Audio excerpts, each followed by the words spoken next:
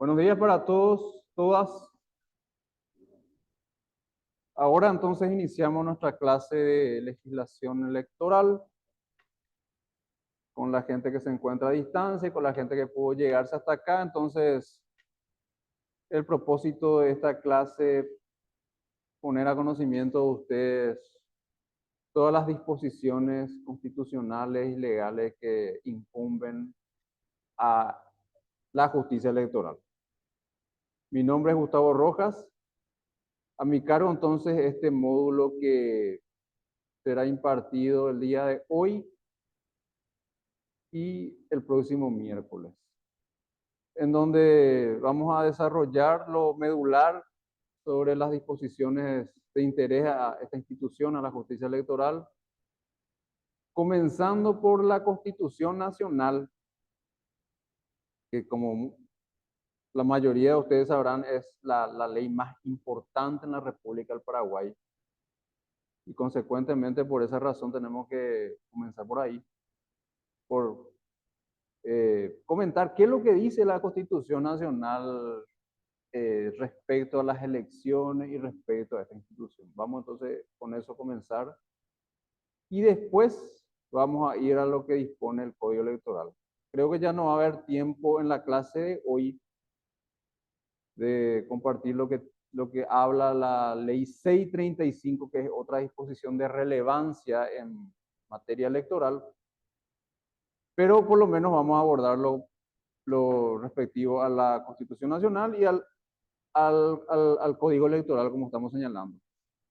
En realidad, hay que precisar que el orden cronológico en el cual fueron dándose estas leyes que estoy mencionando, Constitución Nacional, Código Electoral y Ley 635, es el siguiente. Primero está la Constitución del 92, de 1992, la que sustituyó a la anterior Constitución del 67.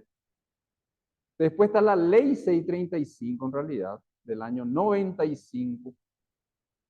Y último está el Código Electoral, que es un año después, 1996, agosto de 1996. Ese es el orden cronológico, estoy diciendo, pero yo quiero poner en clave de relevancia, es decir, primero la Constitución Nacional, porque ya dijimos que es la ley más importante de una república, y por supuesto las leyes que son como es el Código Electoral y la Ley 75, tienen que ajustarse a todo lo que dispone la Constitución Nacional.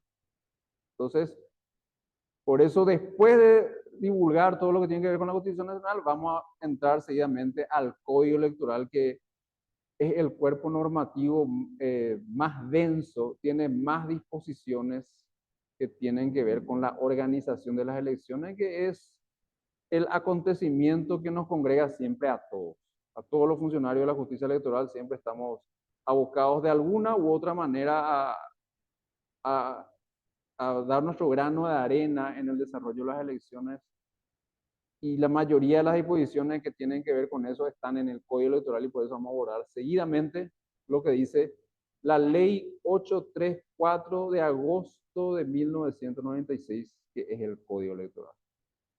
Bien, hecha entonces esas precisiones, vamos a comenzar entonces por lo que dispone la Constitución Nacional. A ver un poco.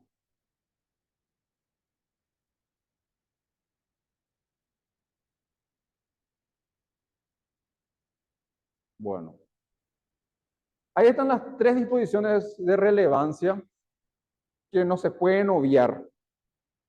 Primeramente, el artículo 1 habla del gobierno de la democracia.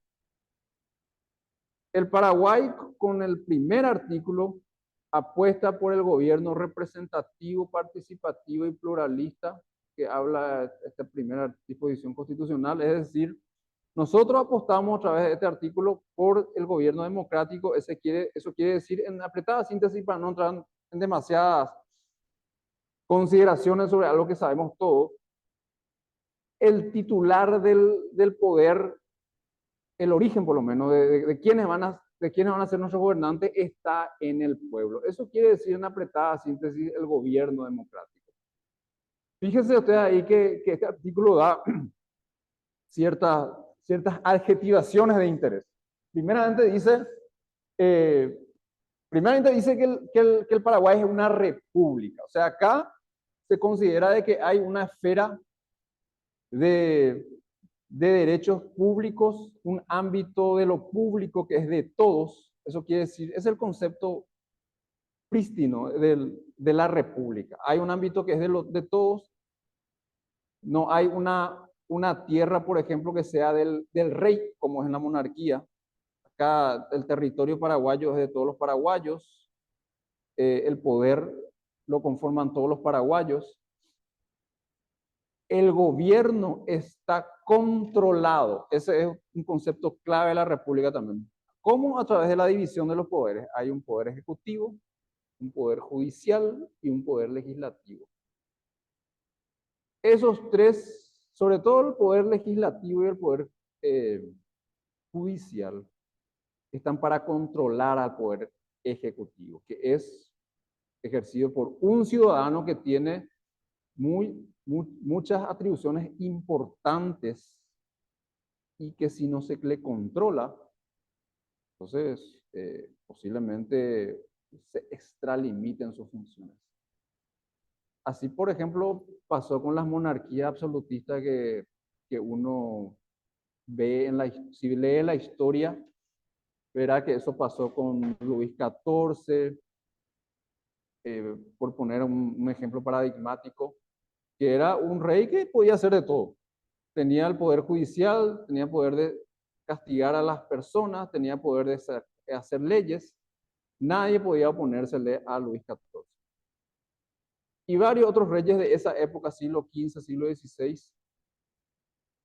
Entonces surge el liberalismo para encontrar un poder que contrabalancea las atribuciones de una persona y que no avasalle sobre los derechos de la ciudadanía. Eso es el concepto de república. No quiero extenderme mucho, pero es muy importante que precisemos qué es lo que quiere decir una república. Y es, en esencia, ese régimen que postula el control del poder, que no haya una persona que pueda hacer lo que quiere.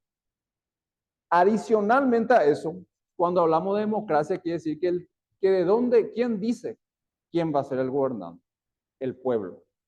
No es una casta de personas preparadísimas, no es otra persona cuando, por ejemplo, en la monarquía un rey designa que le va a suceder a su hijo, le va a suceder, sino es el pueblo, congregado periódicamente para elegir quiénes van a ser los que van a integrar el cuerpo dirigencial que va a conducir el Estado. Entonces, ahí habla de gobierno democrático. Adicionalmente a eso, si ven ahí en el segundo párrafo del artículo primero, adopta por su gobierno la democracia representativa. Quiere decir que esta democracia se ejerce a través de representantes, porque el gobierno, como lo concebían los griegos, ustedes ya habrán escuchado que la palabra democracia viene de dos vocablos griegos, demos, que quiere decir pueblo, y kratos, que quiere decir gobierno, o sea, el gobierno del pueblo. Se decía que en el siglo V antes de Cristo los atenienses de la época antigua se dotaron de un gobierno donde ellos mismos se autogobernaban, así dicen los libros de la historia. Y hay testimonios de que sí, efectivamente fue así, pero que no duró mucho. Y hay que convenir, ¿verdad?, que en esta época era mucho más fácil esto.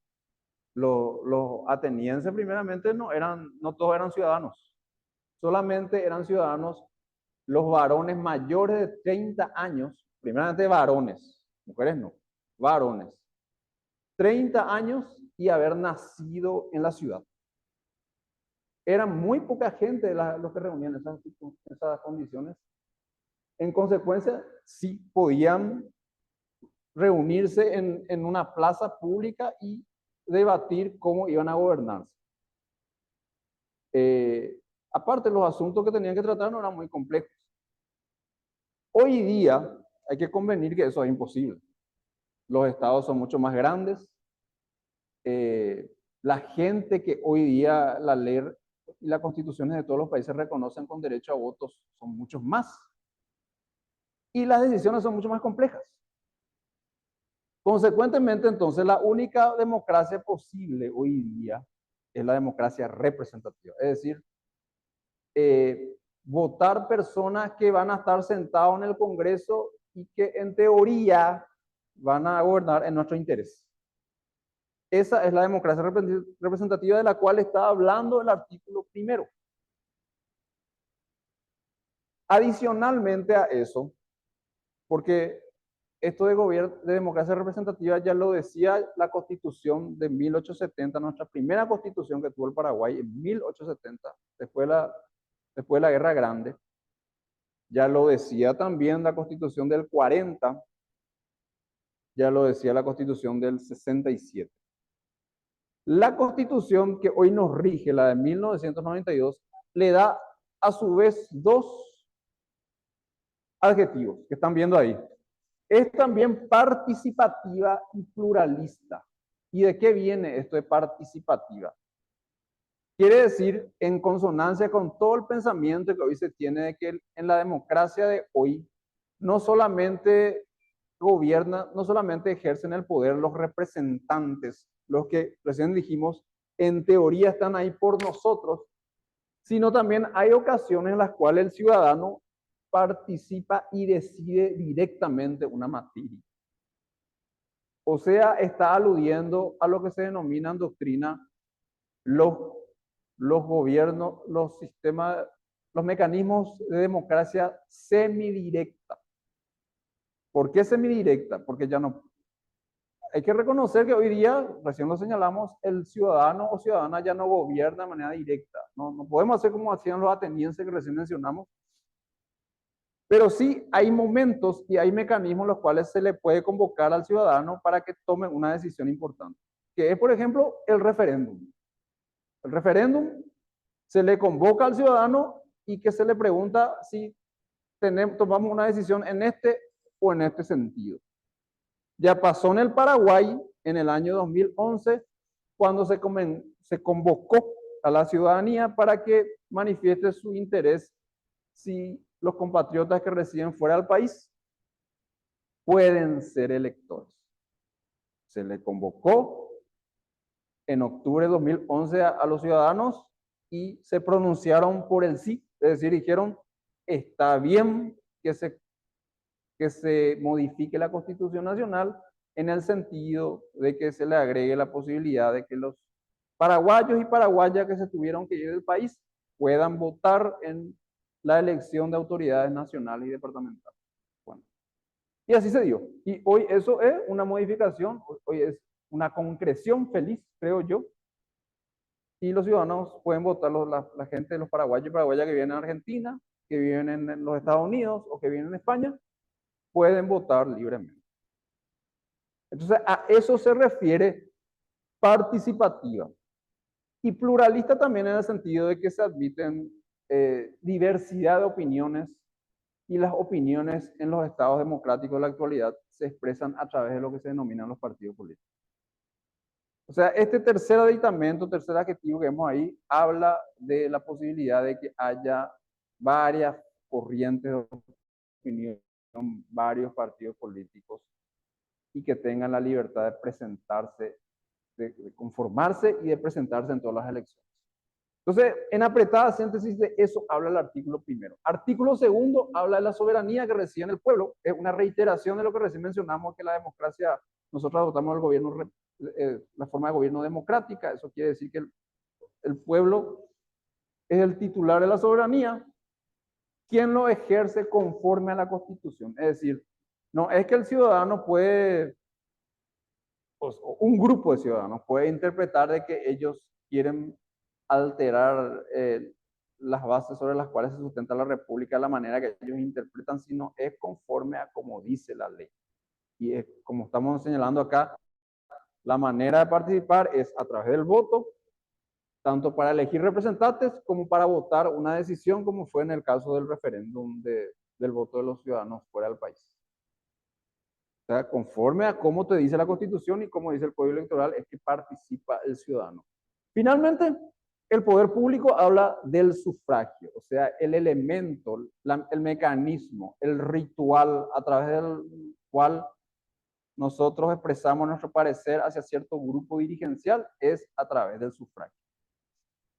Bueno, esas son las importantes disposiciones, los primeros 3 artículos de la Constitución Nacional que nosotros no podemos obviar si tenemos que hablar del derecho electoral en el Paraguay. Bueno, entonces vamos con lo que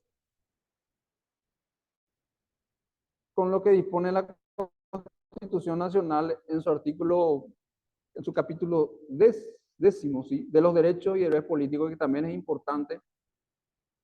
Ahí podrán leer un artículo clave. El artículo 117 habla de lo que son los derechos políticos.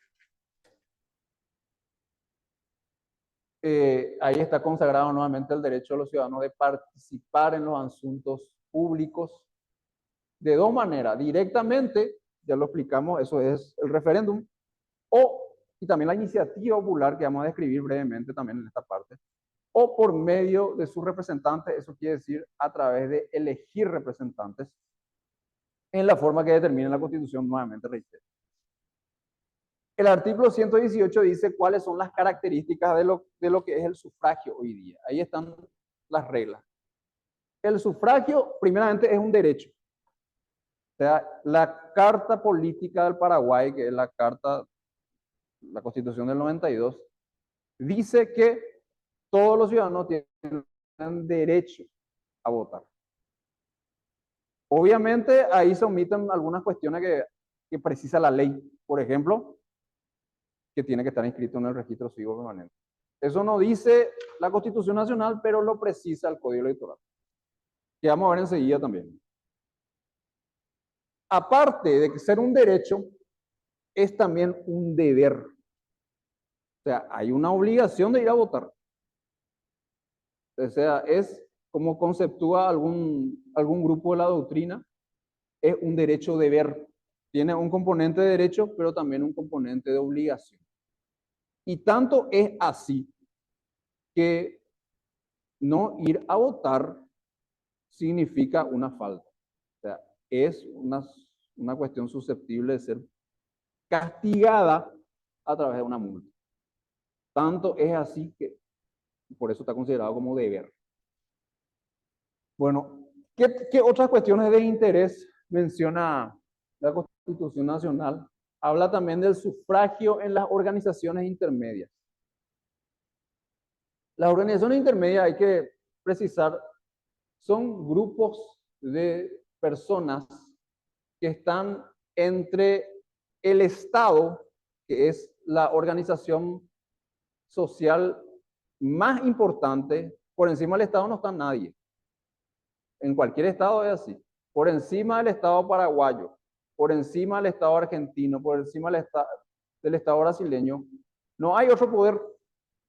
Porque si hubiera otro poder, eso quiere decir que el país no es soberano. Si nosotros decimos que la soberanía reside en la ciudadanía paraguaya, eso quiere decir que por encima del Estado no hay nadie. Y la unidad mínima social dentro de un Estado es la familia. Entre el Estado y entre la familia hay una gran variedad de grupos sociales, los ciudadanos que se congregan para diferentes fines. Pueden ser inclusive lícitos como ilícitos también. Y dentro de estos grupos hay aquellos que son democráticos y aquellos que no son democráticos. Al derecho electoral le interesan aquellos grupos que son democráticos, es decir, aquellos que dicen que la elección de sus autoridades se hará por el voto libre, directo y secreto de sus miembros. Esas son las sociedades intermedias democráticas. Si se trata de sociedad democrática, entonces son de interés al derecho electoral. ¿Y cuáles, por ejemplo, son aquellas que no son democráticas? La Iglesia Católica, por ejemplo. La Iglesia Católica elige a sus autoridades por la jerarquía. O sea, ustedes saben que hace poco lo hemos atestiguado. Se reúne un colegio cardenalicio y son ellos en votación secreta que deciden quién va a ser el papa, por ejemplo. O sea, no es toda la masa de fieles de la feligresía católica la que elige papa, sino es un grupo cerrado que tiene muchos requisitos para llegar a ser cardenal. Eso, por ejemplo, no es una organización intermedia democrática y consecuentemente si hay algún conflicto electoral ahí, no es la justicia electoral la que tiene que resolver, porque no es democrático. Son las sociedades intermedias democráticas en las que tiene competencia la justicia electoral para resolver cuestiones. Y eso lo deja muy claro este artículo 119, perdón, de que habla de que las organizaciones, las elecciones de las organizaciones intermedias tienen que hacerse según las normas del sufragio. ¿Y dónde están estas normas del sufragio? En el Código Electoral. El Código Electoral es el cuerpo normativo que está por debajo de la Constitución que se encarga de establecer cuáles son esas normas y cómo se cumplen. Artículo 120, que fue el artículo que se cambió justamente en el año 2011, cuando hablamos del referéndum, es el artículo que establece quiénes son electores. Ahí dice que son electores los que tienen 18 años, que estén radicados en el territorio nacional, y se le agrega a este artículo, los electores residentes fuera del país son electores. Ese fue el agregado que se votó en el año 2011, que es el único hasta el momento antecedente que tenemos de referéndum en el Paraguay, en la era democrática. Bueno, la Constitución Nacional legisla también sobre el referéndum y sobre la iniciativa popular, que están ahí viendo artículos 121 y artículo 123, que son precisamente mecanismos de democracia semidirecta que hicimos alusión. Lo que tiene que ver con cuáles son las materias que no son objeto de referéndum, están todos también en la Constitución Nacional. Y también se prevé otro mecanismo de democracia semidirecta parecido al referéndum, que es la iniciativa popular. A través de este mecanismo, los electores que estén empadronados pueden proponer un proyecto de ley. Es decir, pueden organizarse un grupo de ciudadanos y elevar una propuesta al Congreso, porque ya lo saben ustedes, el Congreso es el órgano que se encarga de hacer las leyes. Aquí, por un momento, el representante es sustituido por el mismo ciudadano. Y estos grupos ciudadanos proponen una ley que a ellos les parece de importancia. Para poder explicar la relevancia de esto, qué es lo que es, por qué viene esto de la iniciativa popular o por qué viene esto de la democracia semidirecta, por qué eso se dio. Voy a brevemente historiar esto para entrar ya en tema después. Resulta que la democracia representativa, o sea, esa democracia que se ejercía a través de los representantes, tuvo muchos problemas. Desde tiempos muy remotos al nuestro, cuando se originó la democracia, ya siempre hubo el problema de que los representantes no piensan en los representados. Eso es algo viejo ya. Adelante.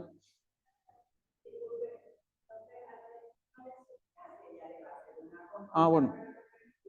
Bueno, adelante. Bueno.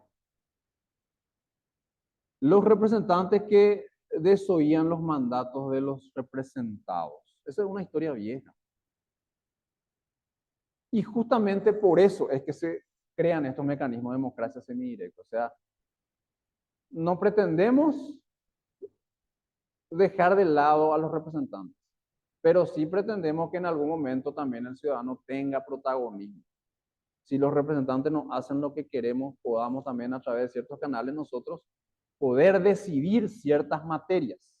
A eso aluden estos mecanismos de democracia semidirecta. Es un fenómeno que se da en la segunda mitad del siglo XX.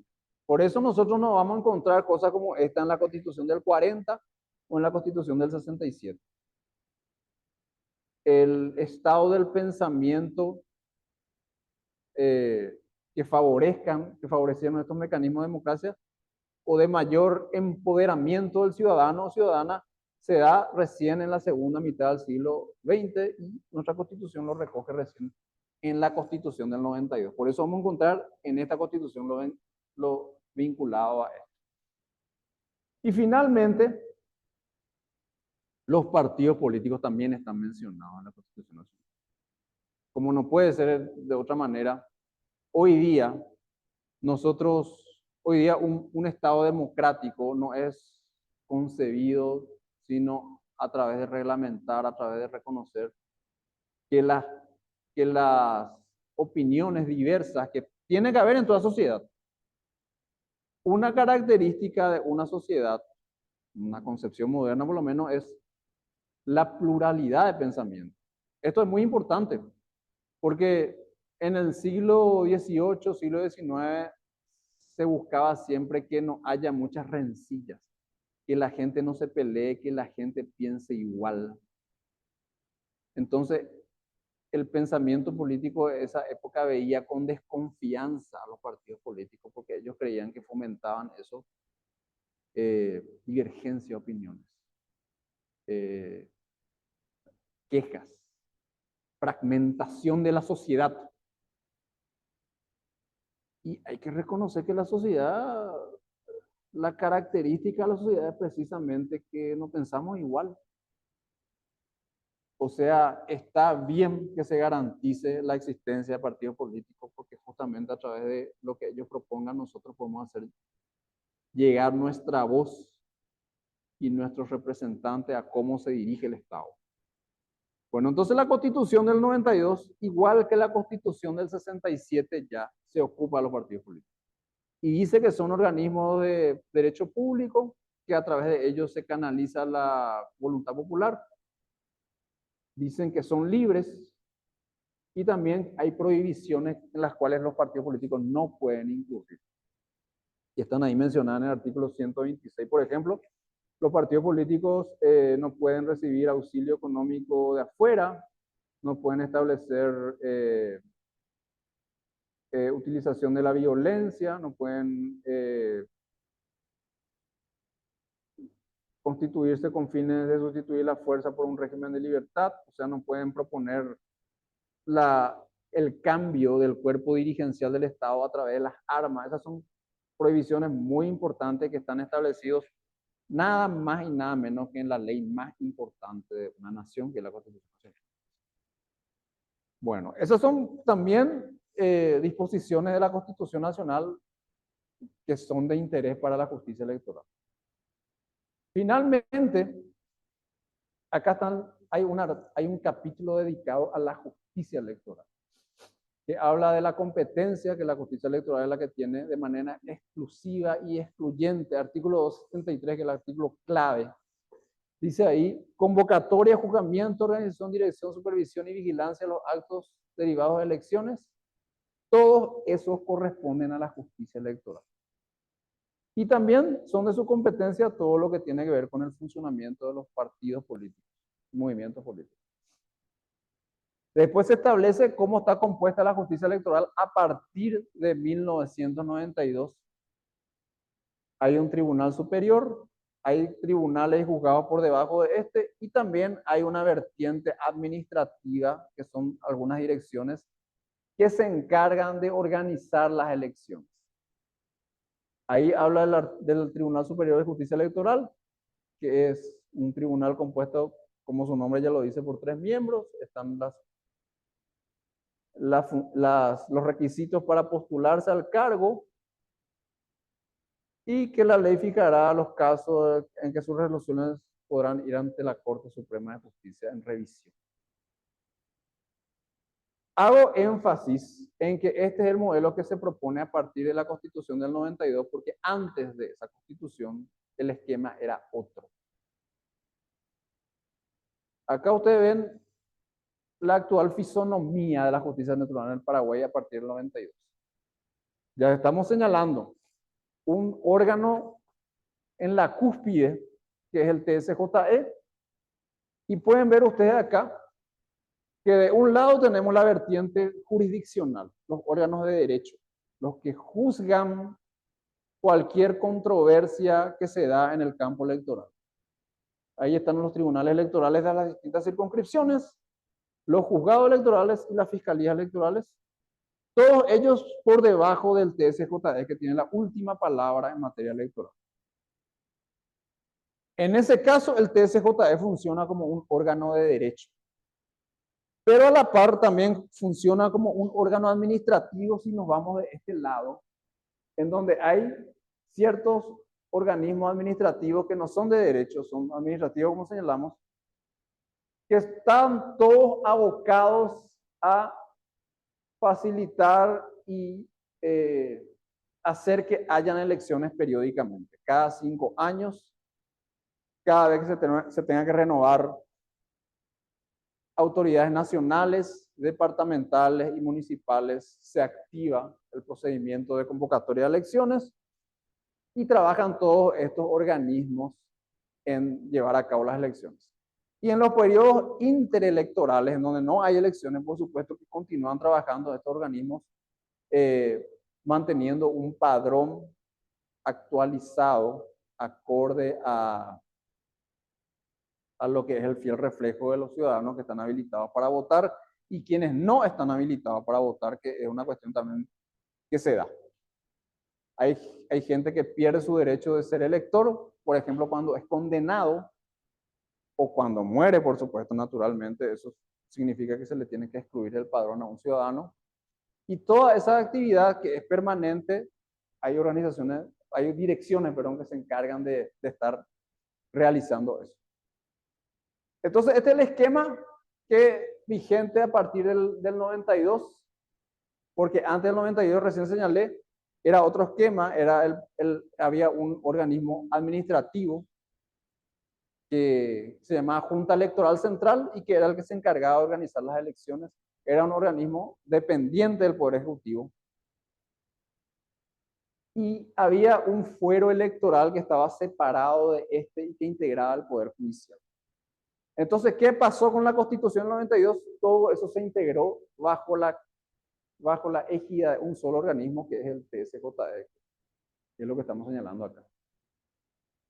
Bien, hasta acá todo lo que dispone la Constitución Nacional sobre nuestra institución. Sobre este esquema es que tienen que estar sustentadas las leyes de inferior jerarquía, como son la Ley 635 y el Código Electoral o Ley 834/96. Que vemos ahí, que son las leyes más importantes por debajo de la Constitución Nacional. Ahí ustedes pueden ver que está estructurado cada uno de estos en varias secciones o en libros, como es el caso del Código Electoral, que vamos a hacer desgranar ahora, sobre todo lo que regula en materia de organización de elecciones. Bueno, recién yo les señalé que cronológicamente salió la ley 635 primeramente. Ocurre que todo esto del TSJE como organismo administrativo y a la vez jurisdiccional es una cuestión nueva, o sea, una cuestión que era novedosa con la Constitución del 92. Ya había un código electoral que era del año 90, que era un cuerpo normativo bastante bueno, que era mucho más completo que las anteriores leyes electorales, pero que el gran problema era que estaba desajustado a la Constitución Nacional, porque la Constitución Nacional vino después. Entonces, eso verdaderamente obligó a que se tenga que cambiar ese código que estaba muy bien. Pero antes que se haga esto, era más urgente establecer cuáles iban a ser las funciones de esos nuevos organismos que se constituían en 1992, y por eso es que sale antes la ley 635. Entonces, por eso está cronológicamente anterior. Pero eso no quita de que las disposiciones que nosotros tenemos que comenzar estudiando primeramente, las más importantes son las que están en el Código Electoral, y es lo que quiero hacer ahora. Bueno, acá está un resumen entonces de cómo está estructurado el Código Electoral. Tiene 5 libros, o sea, 5 divisiones. El libro 1 tiene tiene el título Principios Fundamentales. Ahí habla de lo que es el voto, de lo que es la imparcialidad, de lo que son algunas normas que orientan de todo lo que va este cuerpo normativo. El libro 2 está dedicado a todo lo que tiene que ver con los partidos políticos y movimientos políticos, o sea, cómo se conforman, cuáles son los requisitos, cuál es el proceso. El libro 3 habla del proceso electoral, de la realización de las elecciones. Ahí tiene que ver todo lo que tiene que ver con el padrón, con los equipos y útiles electorales, están todos en ese libro, en esa sección. El libro 4, financiamiento estatal, de qué manera el Estado contribuye al sostenimiento de los partidos políticos y también de los movimientos políticos. El libro 5 habla de la propaganda, que es política y electoral, política en todo tiempo, electoral solamente en el ámbito de elecciones convocadas. Finalmente, el libro sexto y último, las sanciones, en donde se desgrana lo que ahí es abordado en causales de nulidad de elecciones a nivel nacional, a nivel distrital, a nivel de mesa, todas las causales por las cuales pueden anularse la votación en las mesas, y también los delitos y faltas electorales. Bueno, entonces eso vamos a ir ahora mirando brevemente. Bueno, algunas precisiones. Acá hace una comparativa con el código del 90 que yo les mencioné, que era un cuerpo muy completo, ya que fue sancionado después del proceso de liberalización de libertad que experimentó el Paraguay en 1989 con el derrocamiento de Alfredo Stroessner. Y fue a partir de ahí que se pudo el Paraguay dotar de una ley electoral más democrática. Y sale el código del 90. Cuando nosotros hablamos de código, estamos hablando de una ley muy compleja. ¿Se dan cuenta ustedes? Tiene 5 libros, 6 libros tiene. Esos libros a su vez están divididos en secciones y las secciones a su vez están divididos en capítulos y los capítulos en un grupo de artículos. O sea, es un cuerpo normativo complejo, bien ramificado está. Y yo le estaba diciendo que el Código del 90 era bastante completo ya. Y penosamente tuvimos que modificarlo porque estaba divorciado de la Constitución Nacional. O sea, ya sabemos nosotros, recién explicamos, las leyes tienen que estar ajustadas a la Constitución Nacional. Si nosotros tenemos un código que no habla del TSJE, no habla de los tribunales y juzgados, entonces quiere decir que está desfasado de la Constitución Nacional. Se tuvo que hacer un código en el 96 en sintonía con la ley fundamental. Entonces ven ustedes ahí que algunas cuestiones se agregaron, ya se habla, este código del 96 ya habla del TSJE, respeta en su mayoría todo lo que ya establecía el código del 90, pero se ajusta a lo que tiene que ver con el TSJE, con que hay atribuciones que ya les corresponden a los juzgados electorales, que es una figura que no existía antes del 92. Ya se habla de la convocatoria exclusiva que tiene que hacerse elecciones por el TSJE y no más por el Poder Ejecutivo como era antes. Y así, algunos artículos, no todos, pero algunos artículos sufrieron un ajuste. Ahí vemos la foto de la urna acrílica. Fíjense, la urna transparente. ¿Por qué hago mención? Porque, bueno, nuestra ley todavía continúa hablando de urna acrílica transparente. Que las urnas serán de material acrílico irrompible y transparente, dice el Código Electoral del 96. Y que bueno, que una cuestión que ya sabemos todos nosotros, por ser ciudadanos participantes de todos los comicios, ya hace rato dejó de ser así. Ahora las urnas son material transparente de plástico, son bolsas plásticas con el logo de la justicia electoral. que una modificación, o sea, algo que se tuvo que hacer así por cuestiones presupuestarias. Y que penosamente, porque la ley a veces se pone a legislar sobre cuestiones que son susceptibles de mudar de un tiempo a otro.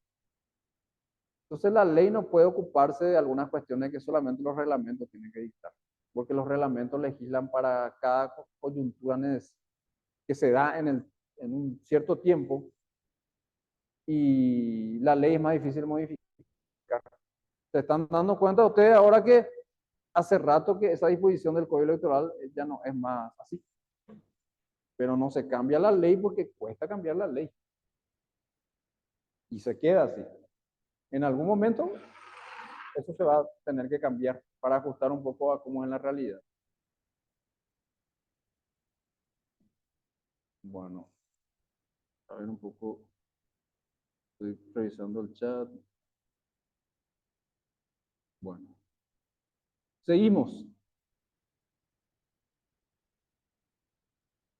Estamos hablando del código del 1996, que es la ley 834, una de las disposiciones más importantes en materia electoral. Ahí están algunas modificaciones, una reiteración de lo que introduce. Esto ya he aclarado también. Bueno, principios fundamentales que habla el Código Electoral. ¿Qué es el sufragio? ¿Quiénes son electores? Una reiteración de lo que ya dice la Constitución Nacional está acá una vez más. Prohibición de impedir o coartar el sufragio. Se están dando cuenta que son disposiciones importantes. La característica del voto moderno, el indubio pro voto y el principio de impedimento de falsedad de la voluntad popular. Característica del voto. El voto hoy día, no solamente en Paraguay, sino en todos los gobiernos democráticos, es universal. O sea, son votantes los varones, las mujeres, sin restricciones. No hace falta que tengan títulos nobiliarios. Y esto es muy importante aclarar porque antes del voto universal, la característica del voto era que no era accesible a todos. Ya hablamos de los atenienses que solamente votaban los varones mayores de 30 años. Eso no cambió sino hasta mediados del siglo, hasta, hasta mediados del siglo XIX, cuando las mujeres comienzan a tener derechos a voto y cuando se comienza a dejar de lado esa obligación de que el que votaba tenía que tener un título de propiedad o un título nobiliario. Eso era en Inglaterra hasta 1890, por ahí. Eso es el voto censitario, se llama. Es decir, para ser elector vos tenías que tener ciertos requisitos. Tenías que ser un terrateniente, tenías que tener una formación. Y todo eso se dejó de lado en beneficio o por acción de los movimientos socialistas que pregonaban que también las clases populares tenían que acceder al derecho al voto. Entonces, a partir de eso, el sufragio, el derecho de decidir quiénes son nuestros representantes, se amplía a un universo mucho más grande. O sea, ya no hacía falta que vos tengas título de propiedad, ya no hacía falta que vos seas universitario, ni siquiera que tengas que tener estudios primarios, secundarios, simplemente ser mayor de edad y estar reconocido como ciudadano. De eso habla el sufragio universal, la primera característica del sufragio moderno. También el sufragio es libre, o sea, nadie te puede obligar a votar por alguien que no es de tu preferencia. Otra característica. El sufragio es también, o sea, una garantía del sufragio en la actualidad es que es secreto. O sea, si vos no querés develar el sentido de tu voto, puedes no hacerlo. Esto se antepone a la característica que tenía también el sufragio en el siglo XIX, que era el voto público. Es decir, anteriormente vos estabas obligado a develar por quién vos votabas.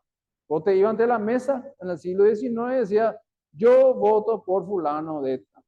Y el miembro de mesa anotado, enfrente de todo el mundo. Y bueno, la realidad comprobó de que eso no era conveniente, de que eso comprometía, de que eso generaba eh, persecuciones políticas. Y bueno, se garantizó a partir de ahí la posibilidad de que el ciudadano se reserve el sentido de su voto. Coste que eso no quiere decir de que yo obligatoriamente no tengo que contar. Se tiene que entender como que es una garantía del ciudadano o ciudadana. Si uno quiere contar, va a contar sin problema. Pero si no quiere hacerlo, tiene el derecho hoy en los estados democráticos de reservarse esa información. Bueno, estas son entonces las características del sufragio. Adicionalmente agrego dos más. En el Paraguay el sufragio se ejerce de manera personal, dice la Constitución, dice el Código Electoral en realidad. ¿Qué quiere decir esto? De que el ciudadano o ciudadana tiene que ir a votar en la mesa de votación. No, no está admitido en el Paraguay soluciones como el voto a distancia, como es en otros países, de manera muy incipiente todavía, pero que sí se practican. Hay algunos planes pilotos donde los cuales los ciudadanos han votado por internet o a través de voto por correo convencional que tienen una dilatada experiencia los países europeos, Italia, Inglaterra, el voto por correo, Estados Unidos también, España también, pero que en Paraguay no se puede hacer eso porque dice el Código Electoral que el voto tiene que ser personal. Bueno, ahí vemos también la imparcialidad, dice que la imparcialidad es una norma que tiene que, todo agente electoral tiene que observar, no solamente los magistrados, sino cualquier agente. Y cuando hablamos de agente electoral, hablamos desde los magistrados, desde el más alto magistrado en materia electoral, como es un ministro del TSJE, hasta el miembro de mesa. Inclusive todos los que colaboran en las tareas del día a día, como son los veedores, como son los apoderados, todos tienen que conducirse siempre con imparcialidad. El secreto del voto, ya hablamos también, y la interpretación restrictiva de las causales de inhabilidad o inelegibilidad. Esto alude a que hay un derecho de participar no solamente votando, sino también presentándose como candidatos. Y en la medida en que uno se presenta como candidato, el principio es que se pueda presentar. Y la excepción es que haya circunstancias que impidan esa presentación. Estamos hablando de las causales de inelegibilidad o de incompatibilidad, es decir, cuando un ciudadano no puede candidatarse. Y no puede candidatarse, por ejemplo, cuando está condenado. O no puede candidatarse cuando está ocupando otro cargo en el Estado. O no puede candidatarse cuando es ministro de una iglesia. En todas estas situaciones en las cuales un ciudadano no puede candidatarse, tienen que estar expresamente establecidas en la ley. No es posible sostener alguna causal, alguna circunstancia que no esté establecida en la ley. Eso es lo que garantiza esta interpretación restrictiva y eso está en las declaraciones fundamentales. Bueno, hablamos ya acá entonces del título preliminar, esto ya mencionamos. Deberes de electores, ya hablamos también del registro electoral que está en el título. Acá vemos el libro tercero del proceso electoral, podrán ver ahí ustedes que habla del derecho del sufragio activo, quienes pueden votar, derecho al sufragio pasivo, quienes pueden postularse a cargos. ¿Cuál es el documento electoral? Habla de la cédula de identidad, que es una garantía que tenemos nosotros del año 89. Ya antes de la Constitución 92 el ciudadano consiguió esto. Antes se votaba con libreta cívica. Hasta del año 1911 en el Paraguay hasta 1989 se votó con libreta cívica. Que era un documento que a veces se tenía, a veces no se tenía, de alguna manera dificultaba siempre el ejercicio del voto.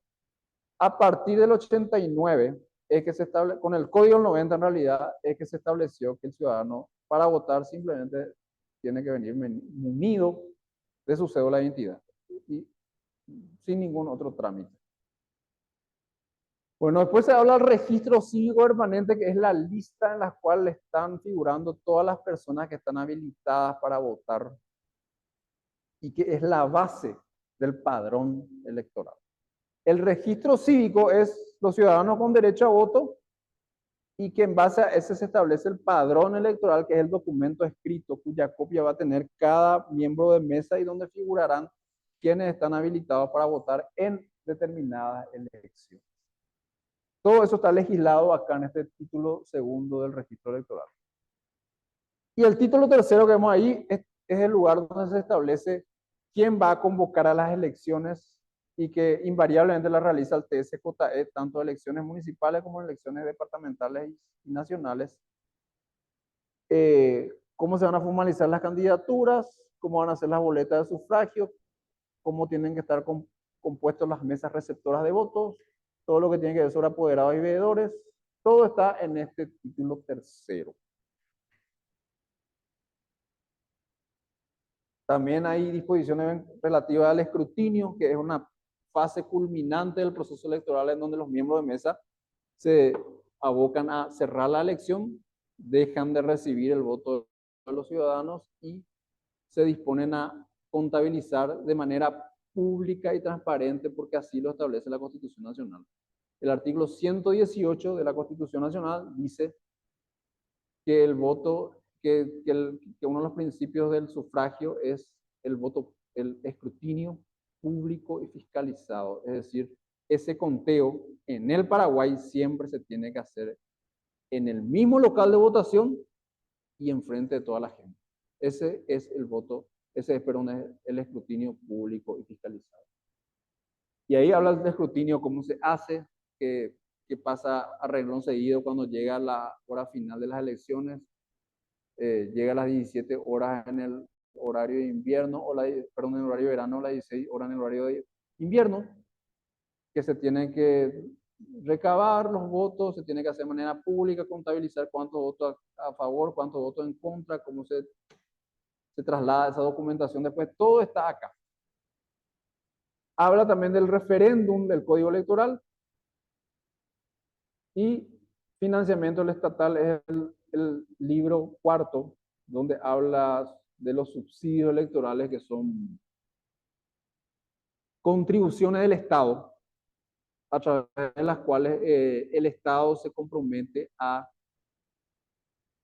reembolsar a los partidos políticos los gastos en los cuales ellos incurren por participar en las elecciones, que como todos ustedes sabrán, implica muchas erogaciones. O sea, hacer elecciones desde un tiempo a esta parte es una actividad muy onerosa, muy cara, sobre todo si recurrimos a los medios masivos de comunicación como propaganda en la tele, propaganda en la radio o en la prensa. Todo eso lleva dinero y los partidos políticos no siempre están en condiciones de solventar eso. De manera que si nosotros decimos que queremos sostener a la democracia a través de los partidos políticos, el Estado tiene que de alguna manera ayudarle.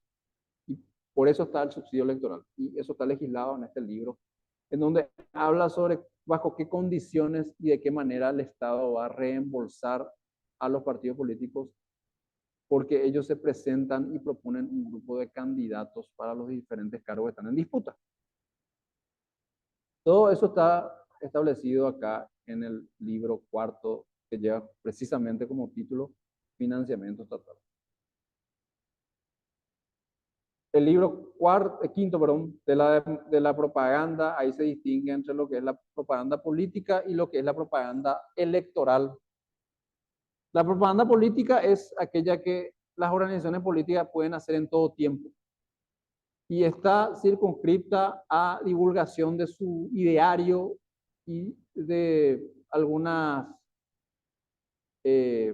promoción de la democracia, del respeto a los derechos humanos y compañía. Eso es propaganda política. Y la propaganda electoral es la que está supeditada simplemente a promover candidatos para una elección determinada. Es muy importante la distinción porque se hace en periodos diferentes. la propaganda electoral solamente en víspera de unas elecciones, la propaganda política en todo tiempo. Hay que mencionar también acá que los únicos que pueden hacer propaganda política son los partidos políticos, porque los partidos políticos tienen una duración permanente en nuestro derecho, que no es el caso de los movimientos, de las alianzas y eventualmente las concertaciones, porque son mecanismos de participación ciudadana que tienen un carácter transitorio, es decir, se forman para unas elecciones y terminadas las elecciones tienen que desaparecer. Ese no es el caso, reitero, de los partidos políticos que tienen que tener una duración permanente, porque están llamados los partidos políticos a hacer tareas que están más allá de la simple presentación de candidatos. Los partidos políticos con la Constitución del 92 están llamados a orientar la orientación cívica del ciudadano y la canalización de sus intereses. O sea, eso se tiene que hacer en todo tiempo, sean elecciones o sean fuera de proceso electoral. Y el último libro del cual aborda el Código Electoral es el que se llama Sanciones, en donde se establece, como ya lo hemos adelantado, todas las causales en virtud de las cuales se pueden anular las elecciones en los 3 niveles posibles. A nivel de mesa receptora de votos, a nivel de circunscripción, sea municipal o sea departamental, y a nivel de todo el país. Por supuesto que anular una elección es una cuestión que tiene que estar librada a la improvisación. Las causales por las cuales se anulan nada más y nada menos que una elección, sea nacional, sea departamental o sea municipal, que ya ustedes estarán dándose cuenta que es algo muy difícil de organizar. Solamente bajo ciertas circunstancias muy estrictas que están establecidas en la ley van a ser anuladas. Y todas ellas tienen como denominador común una situación de flagrante, de flagrante situación en donde se desconoce la voluntad popular. O sea, hay serios indicios en los cuales se está dejando de lado o se está irrespetando los derechos de los ciudadanos. Entonces, si es que esto es así de patente y no hay lugar a dudas, sostienen una posibilidad de anular elecciones. Por ejemplo, la existencia de grupos armados en todo el país. Eso es una situación muy irregular que no puede dejar de ocuparse la ley. Si es que esta es la situación, por supuesto que se tiene que decretar la nulidad de elecciones. O por ejemplo, a nivel de mesa receptora de votos, si los miembros de mesa cerraron la mesa y se van a hacer el escrutinio en una pieza aparte fuera del escrutinio de la gente. Eso también es una situación irregular, porque la Constitución Nacional dice que el escrutinio tiene que ser público y fiscalizado, y cómo no, una situación como esa no va a ser motivo de anular las elecciones en esa mesa. Eso todo está establecido acá en este último libro del Código Electoral. Y finalmente la segunda parte de este libro, todas las infracciones penales en donde están establecidos qué actos son considerados delitos. Por ejemplo, ingresar al local con armas, distintivo exactamente, también delitos cometidos por propietarios de empresas encuestadoras cuando divulgan la boca de urna antes del tiempo marcado por ley, y ciertas circunstancias que están consideradas muy reprochables, pues esos son delitos. Eso en el capítulo 2, y en el capítulo 3 la falta, aquellas acciones que también violan o coartan la libertad del sufragio, pero que no tienen tanta reprochabilidad como los delitos que tienen pena carcelaria. Las faltas tienen solamente pena de multa. Y una de las más importantes es, por ejemplo, el no ir a votar. O sea, el ciudadano que en el Paraguay no se va a votar sin causa justificada es susceptible de ser sancionado por la falta de no ir a votar. Que hasta ahora el quantum es de medio jornal. Bueno, muy bien. Hasta acá entonces todo lo que tiene que ver con el Código Electoral. Así que abro periodo de preguntas y respuestas. Voy a habilitar el micrófono. A ver un poco. Si hay alguna pregunta acá entre las chicas que están presentes hoy. Bueno, voy a habilitar el micrófono de la gente que está a distancia. Bueno, están activados los audios también. Si hay alguna pregunta para la gente que está siguiendo a distancia esta charla.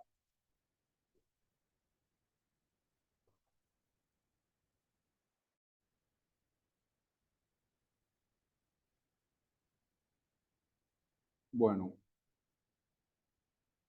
parece que no. A ver pues, si en el chat está escrito algo. Sí, los materiales van a ser divulgados en su oportunidad.